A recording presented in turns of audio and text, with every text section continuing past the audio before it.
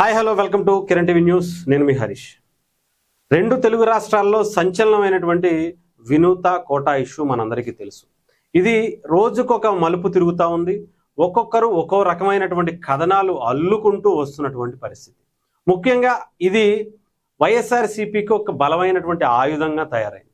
అయితే ఎంతసేపు వైఎస్ఆర్సీపీ అటు కార్నర్ చేస్తుంది టీడీపీని లేదా జనసేనని. అక్కడ జరిగినటువంటి పరిస్థితులు ఏంటి, అసలు ఏం జరిగింది అనేది కూడా పోలీస్ ఇన్వెస్టిగేషన్లో జరుగుతుంటే, ఇక్కడ వీళ్ళు మాత్రం జనసేన మీద టీడీపీ మీద దుమ్మెత్తి పోసేటువంటి పనిలోనే పెట్టుకున్నారు.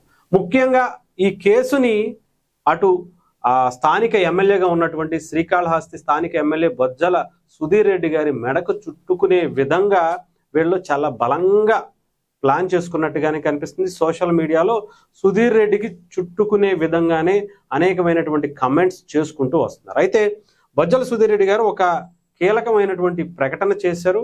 ఈరోజు తిరుమల దర్శనం చేసుకున్న అనంతరం ఆయన ఒక మాట మాట్లాడారు. అవి వినిపించిన తర్వాత మైకి మాట్లాడదు.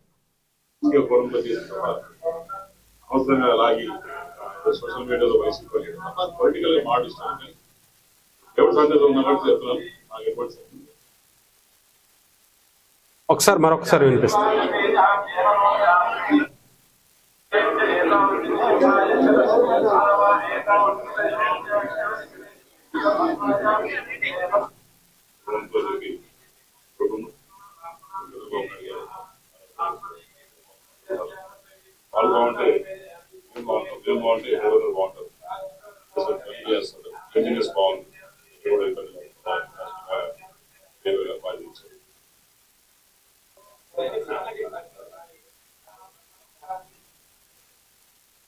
ఎక్కువ మాట్లాడుకోలేదు, కానీ ఇది ఫస్ట్ టైం నేను కూడా దీన్ని మాట్లాడడం.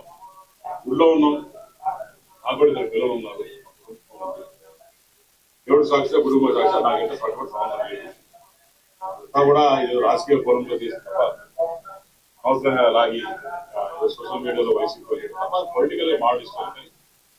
ఎవరు సందర్భంలో ఉన్నా కాబట్టి చెప్తున్నాను. నాకు ఎప్పుడు రైట్, ఇది చాలా క్లియర్గా చెప్పారు బొజ్జల సుధీర్ రెడ్డి గారు. నేను దేవుడు సన్నిధిలో ఉన్నాను, నాకు పిల్లలు ఉన్నారు, నేను దేవుడు సాక్షిగా, అంటే ఆ కలియుగ దైవ వెంకటేశ్వర స్వామి సాక్షిగా చెబుతున్నాను, నాకు ఎటువంటి సంబంధం లేదు అనేది ఆయన చాలా క్లియర్గా చెప్తున్నారు. మరి ఈ కేసు ఎటువైపు వెళుతుంది? ముఖ్యంగా వినూత కోట అలాగే వాళ్ళ భర్త చంద్రబాబు కూడా చాలా క్లియర్గా బొజ్జల సుధీర్ రెడ్డి మీద కొన్ని కీలకమైనటువంటి వ్యాఖ్యలు చేశారు. ముఖ్యంగా అరెస్ట్ అయ్యి పోలీసులు తీసుకువెళ్తున్నటువంటి ఆ టైంలో కొంతమంది మీడియా వాళ్ళ ముందు మాట్లాడినటువంటి మాటలు కూడా మనం చూసాం. అయితే ఈ కేసు బొజ్జల సుధీర్ రెడ్డి వెనుక ఉన్నారా లేదా అనేది నిజంగా పోలీస్ ఇన్వెస్టిగేషన్లో తెలియాల్సి ఉంది.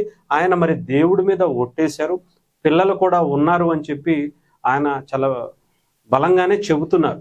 నాకు ఎటువంటి సంబంధం లేదని చెప్పుకునేటువంటి ప్రయత్నం చేస్తున్నారు. మరి పోలీస్ ఇన్వెస్టిగేషన్ ఆయన వైపు చూపిస్తుందా లేదా, దీని వెనుకున్నటువంటి అసలు నిజాలు నాకు తెలిసి మరికొద్ది రోజులు బయటకు వచ్చేటువంటి అవకాశం ఉంది.